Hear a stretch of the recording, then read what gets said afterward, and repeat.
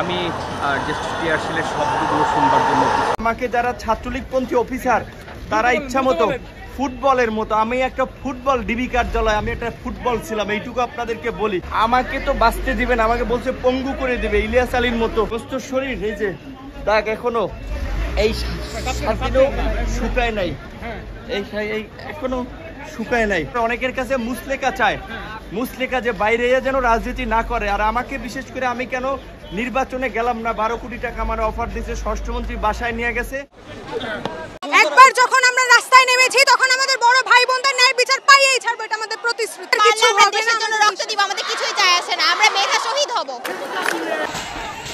একাতে করতেছি, দেশের মালিকানা বুঝে নিতে লাঠি হাতে নিয়েছি, শুধু কোনো সংস্কার না, পুলিশ দাবরানিকে পালায়েছে।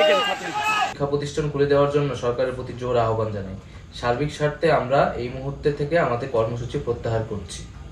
পুলিশের গায়ে হাত তুলছে, রাস্তায় আগুন লাগাচ্ছে, আমরা তাদের কাউকে ছাড় দিব না। আমি নিন্দা করার ভাষা পাচ্ছি না।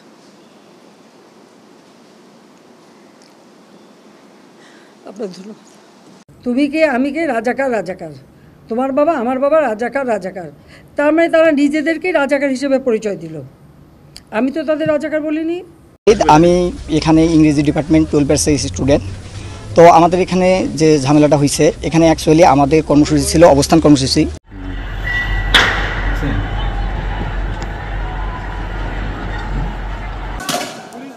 কোটা সংস্কার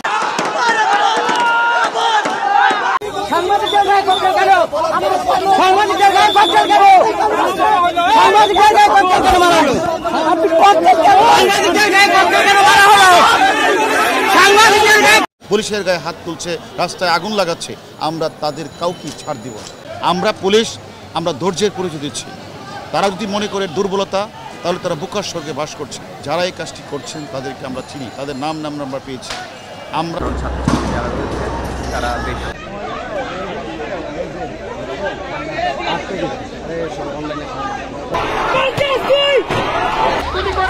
কখন কি আপনার গায়ে একটু কেটে ওঠে না?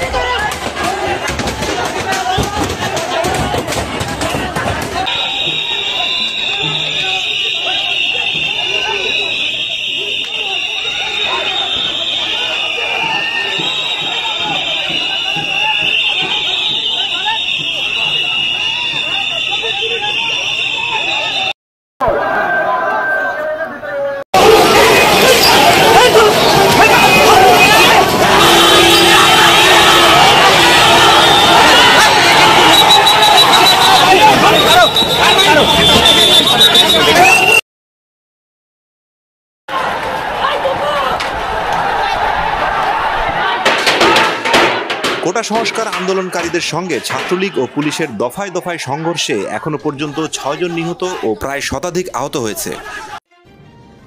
বাংলাদেশে বর্তমানে যে সরকারটি আছে, এই সরকারকে কেউ বলে স্বৈরাচার, কেউ বলে ফ্যাসিস্ট, কেউ বলে কর্তৃত্ববাদী, আমি বলতাম মাফিয়া, এবং এখন নিশ্চিতভাবে একটি খুনি সরকার, যেই সরকার একবারও চিন্তা করে না নিজের দেশের মানুষের বুকের বরাবর অস্ত্র তুলে দিতে, যেই সরকার একবারও চিন্তা করে না ক্ষমতায় থাকতে 200-র ওপরে মানুষকে নির্বিচারে হত্যা করতে, যেই সরকার একবারও চিন্তা করে না হাজার হাজার মানুষকে স্রেফ গুলি করে আহত করতে, এই সরকার একবারও চিন্তা করে না নির্বিচারে হাজার হাজার মামলা দায়ের করতে, এবং এই সকল কিছুই করা হয় কেবলমাত্র ক্ষমতায় থাকবার জন্য।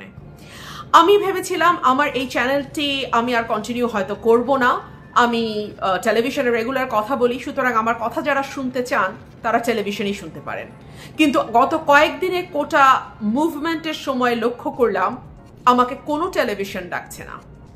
আজকে আমাকে একটি বেসরকারি টেলিভিশন প্রথম আমন্ত্রণ জানালো এবং সেখানে গিয়ে আমি কথা বললাম এবং তারপরে আমি ঠিক করলাম টেলিভিশনের এই সীমিত সময়ের মধ্যে বেঁধে দেওয়া প্রশ্নের মধ্যে এবং আমার সহ আলোচক কি বলছেন সেগুলোর উত্তর দিতে দিতেই আসলে সময় পার হয়ে যায়। এর বাইরেও আরো অনেক কথা থাকে, সেই কথাগুলো বলবার জন্যই আমি আবারও আমার রুমিন্স ভয়েসে কথা শুরু করছি।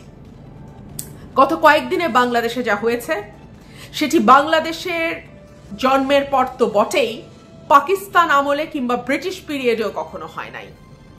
নির্বিচারে নিজের দেশের মানুষের ন্যায্য দাবি দমন করতে সরকার বিভৎসভাবে বল প্রয়োগ করেছে।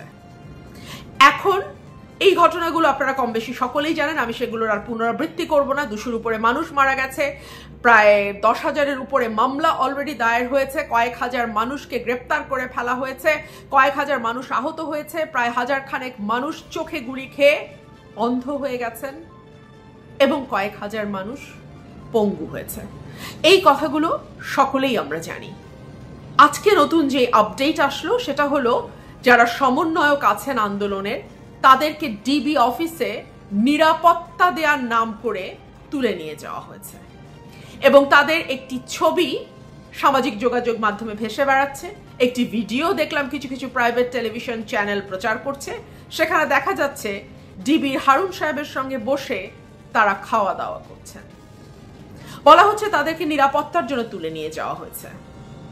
আমার প্রথম প্রশ্ন, নিরাপত্তার জন্য যদি কাউকে নিরাপত্তা দিতেই হয়, তার সবচেয়ে নিরাপদ যে জায়গা সেটা তার বাড়ি, তার পরিবার, সেখানে থেকে তাকে নিরাপত্তা দিতে হবে।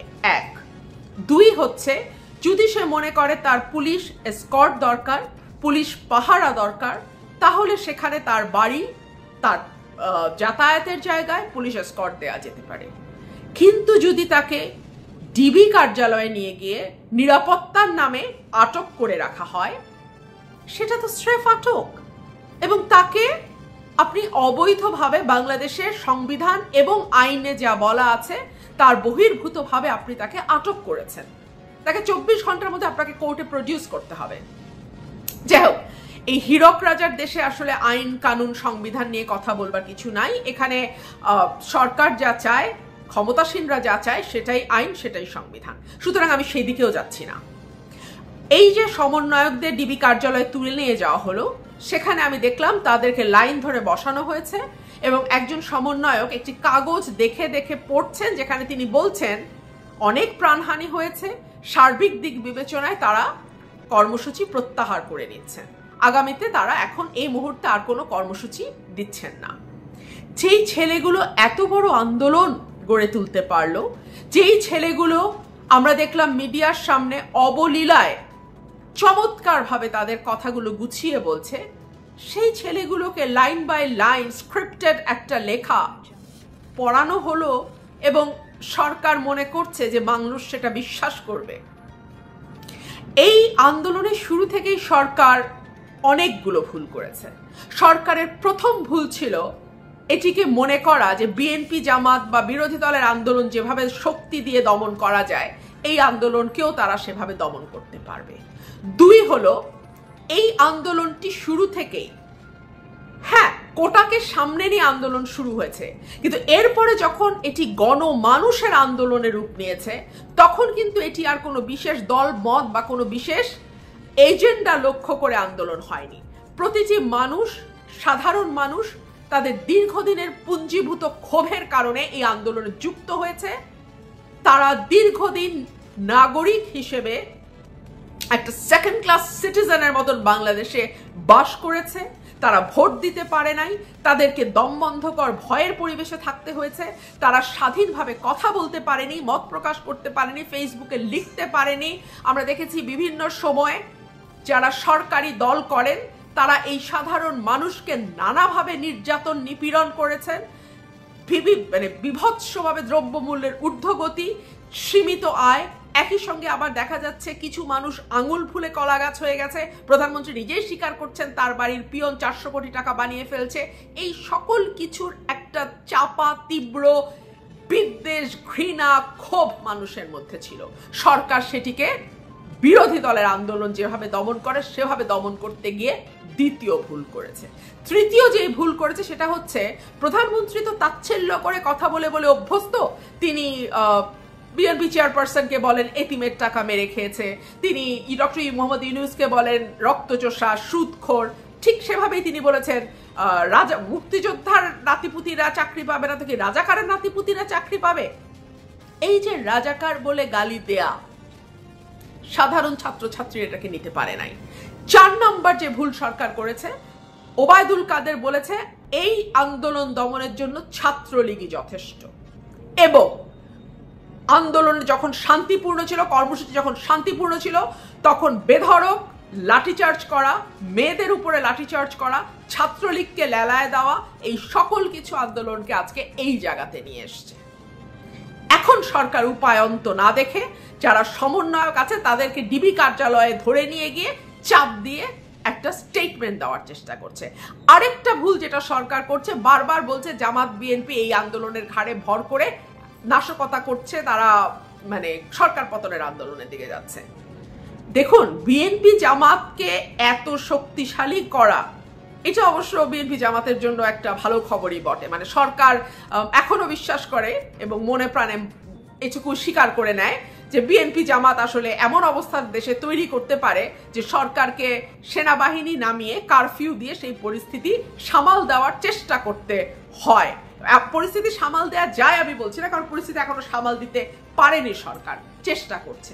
যাই হোক, যখন এই বিবৃতিটি গণমাধ্যমে আসলো, সমন্বয়কদের লিখিত স্ক্রিপ্টেড একটি নাটক আসলো গণমাধ্যমে, ঠিক তার 1 ঘন্টার মধ্যেই আমরা দেখলাম যেই সমন্বয়করা বাইরে আছে